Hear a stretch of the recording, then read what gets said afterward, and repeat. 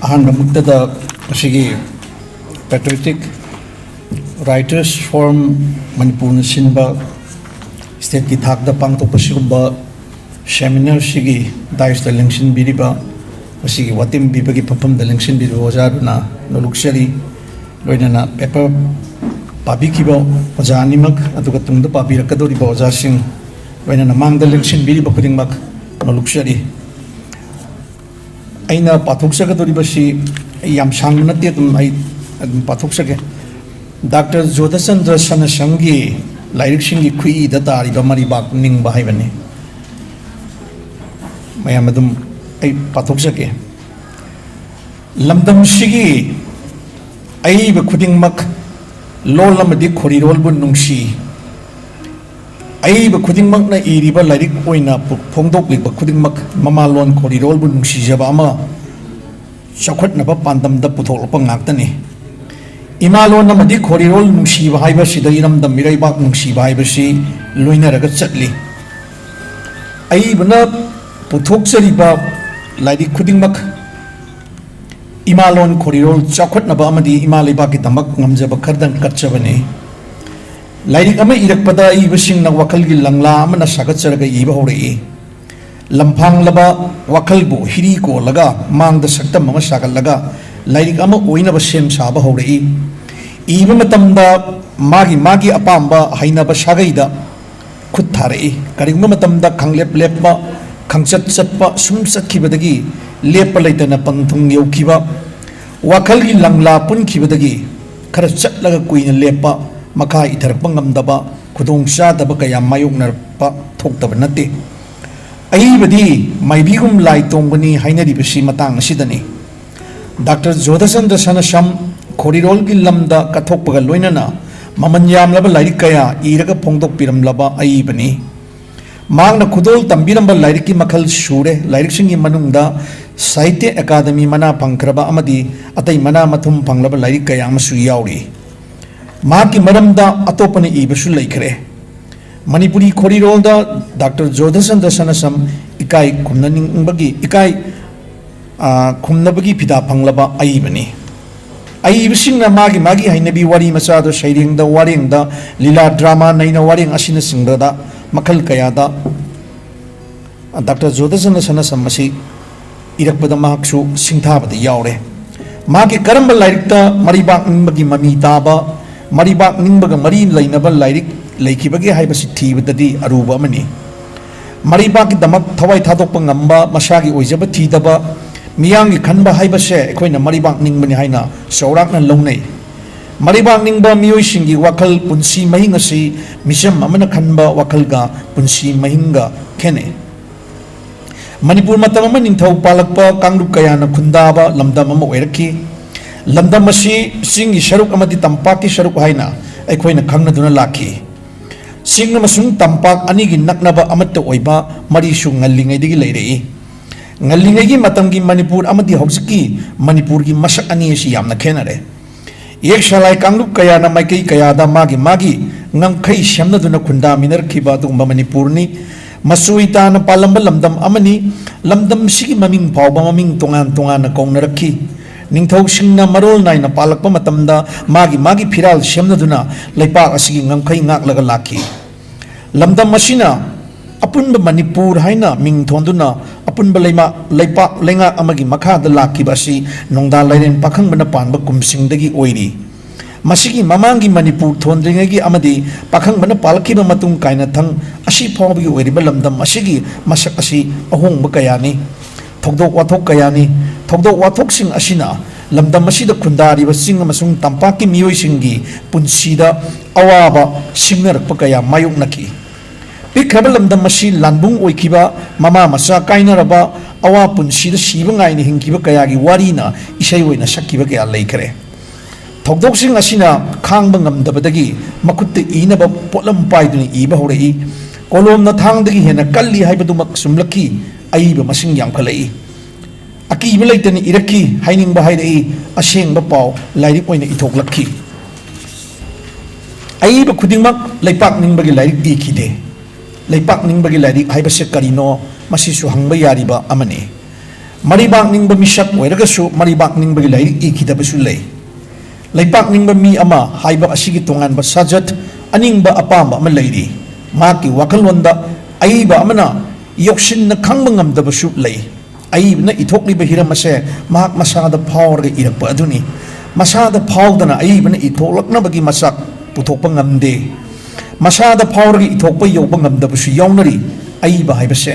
mipum khudingmak oiba ngamde hainaribase matang asidani Dr. Jodha Sanasam Haksel gi doctor oina masak naikhiba aibani manipuri khorirolda sanglakpadi kuidri saiset kumsing lising na samapan marphugi paring dagini kuidragasu leptana sawraba lairik kaya leptana mahaki thengtharpa matam adu phaw iduna phongbirangki punsigi awa nungai gi saitheng phangkiba misakni mahangna ikiba lairik makhalsing ayamba nungsi nungolga mari leinabani aiba kanagumana mahakpu ani suba Dr. Kamalni hainaba phawbu yauki manaki matang maram leirambashu yai lairik iba hogragadi mahak phamba kalli matam logande hekta athuba matamgi manungda lairik puthokpa ngammi pitoklakpa wahai masak maki mapamda leibinani maki lairik mathau kanba DNA haibadumak maki haksang yauri maki DNA mathau kalli aduna mapung phaba lairik athuba matamgi manungda mahakna ithokpa ngambane akanba safugi irai masi mahangna iramba novel amagi mamingni hairiba lairik ashi laloba naharul gi wari da sagatlaga Dr. Jodhana portrait toba wari mapumgi lairik ni wari mapum haibasi maki loni upanyas ena mayam hainaba novel haibaduni laibak ningbagi lairik iye khallagi ikhiba aiba ashigi hojik phawgi phongkiba lairik sing asi yamna kanna thengnadri apaba singna paraga lairik ama anida laipak ningbagi sharu khara yawi haina saurapa miyeng da thambadi yai akanba safugi irai lairik asida manipurgi laingak longi masak senja thumja supam nopam khangdaba singi punsi mahing khunai sigi amotpa misang sanga pendaba singi kholau ningdam lamba manipurna bharota tinsilubgi oiriba namthabagi matau kaya asina lairik airiba nahar lairik airiba naharona khulai paiduna lalhorapagi masak ama hairiba lairik asida uba phangi lalauba haibasi maranagi nati miyamgini maribaki damak kathokpani wari mapumgi lairik asida aibana matau karamna lamdam masida lairik airaba naharona lalobagi wakal lakibano haibase masak tai achumba pamba kaya lusingba oikhraga aranbabu semdokpa ngamlaktaba aranba tobusingna achumbabu leiduna thamkhibada pendraba naharul singna akanba safu amoina thawai thaduna makhogi mayokta mama leibaki khunai asigi amadi haurakliba mirolgi achumba khara torongge haiba achumba pamba naharul leiri haina songtholakpa mahaki wari mapum asida mami tai idai asida naha kaya gi punsi pikhamna khare pendabagi ihau thawai kaya ma tha khrabasu leibaki damakni loiba nairoi maribak ningba athoba kaya na mathang kungi nonghuna haurakpagum lakhigini haiba takpagi mawongda yamna thauna phana wahi kharana makna maki akanba safugi irei asida phongdoi kota mama leibaku seba tawjingningbagi ithil ama kanna haigatcharakpa adusu kallaba nungsi haitraba nong nungsit amana khongban luklang amada humdukkibagum tawi tureli khongnungda ising leitre imai cholamba hanthakre isel taple adubu ingagi nongju lakhigani isingi imai amuk hengalakigani amuk lakhigani masi mahakna उसकी हारिबा like असदा सिनबा अदुगी कोर्टनी मखा सथरपदा अतुप वारी मपुंगी like अमा थाज चनु like असिगी ममिंगनी मसिसु माकी अचौबा novel अमनी असिदसु Manipur की लैंगाक लोनगी मसक अमा माहना सौर अन ये वारी की होखिबा तांकक अमदा लमदा मसिदा अवाना लंदारखी निंगथौ मसासिंगी मरक्ता खाइमुंग तानरक्पा खुबम मुननबो होनादिङैदा मिटोपना लंदारखिबा सोइखिबा थौंसिंग थाज चनु असिदा आइबना निंगसिंगहल्ली खरा थेंगथरप मतमदा निंखा तमलंबा मणिपुरबु नमदुना इंडियादा तिनसिनन्दुना मिखा थानखिबा मरिक सुंबा वाफम मतंग चान आइबना फिनजुंदुना नाकोइनना अखोइगी सोइखिबा खंगल्ली अमदी इरैपाकपु नुंगसिबगी वखल सेलल्ली थाज चनुगी वारी मपुम असिदा आइबना कोरौ कौबा मिशक अमना न्यूयॉर्क लेरिङैदा सुकुमार कौबा असिस्टेंट प्रोफेसर अमना माक मफमदा उनबा लाखी उन्नब लाक्लिबगी मरमसी मणिपुर की मियामना मतम कुइनगी निंगदोन पोमलिबा मणिपुर ने इंडिया दा तिनखिबगी खुयेक पिरुबा नमदुना मर्जर एग्रीमेंट तहनखिबा मणिपुर ने प्री मर्जर स्टेट ओइरिंगगी वाफंगी मतांग यूएस की प्रेसिडेंट की नाकोंग ताहनबगी दमक वारी साब लाखिबगी मतांग मा लाइक असिदा पल्ली मतांग असी अइबना यामना मरुइना माकी वारी मपुम असिदा मरुइना पुसिल्ली वाफमसी असेंग वाना पाउ तम्बनी मणिपुर की ओइरिबा हौखिबा मध्य हौजिकी फिबमगी मसक ताकपनी मसीदा एखोइदा हौजिकी सानरिबा पुखलैबा मर्जर एग्रीमेंट की मतांग असिना एखोइदा वाखन यामना खलली मसीदा कैरेक्टर सिना मथंता मुक सोलनबई मतांग अमखदा मांगना असुना सिनै कोत्ता आई इरमदम नुंसीजबा मचा अमनी मचा अमगी हक्तकदा नोरोक ताई हाइनबा नत्रा आइना इरमदम इमाबु स्वर्ग कहनबदी ngamdaba yai norokta takhidanaba aina ngamba khajikta oirabsu pangthoklambana maduna hena pap chendaba mi amagi oipham thoktabra masi mak nasina kibani unquote Dr. Jodha Chandrana mari bak maramdam nungsijabasi warengi hujik aina pajagriba Nobel sidadi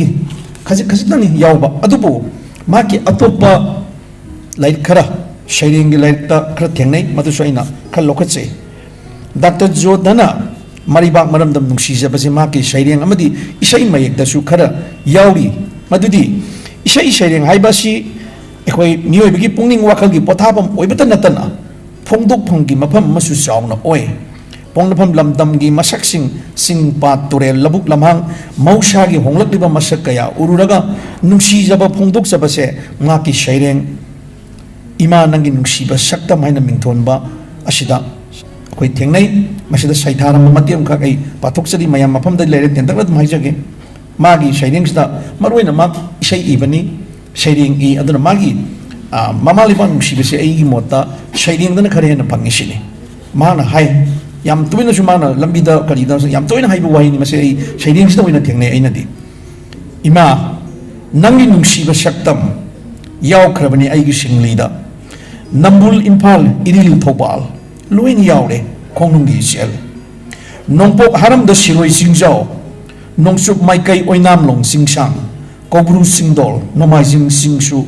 Kim Singdong Tanjing Matol Haksang Tamoy Luina Maki Atung Akutki Akutni Put Itini Si Magna Yamna Sat Padusuma Masi Aiga Chamina Padusumasi Mapung Pana de Haidi Kajikazi Haibja Itazi Adun Masi Mali likes the Yorame Nacha koi lady nangi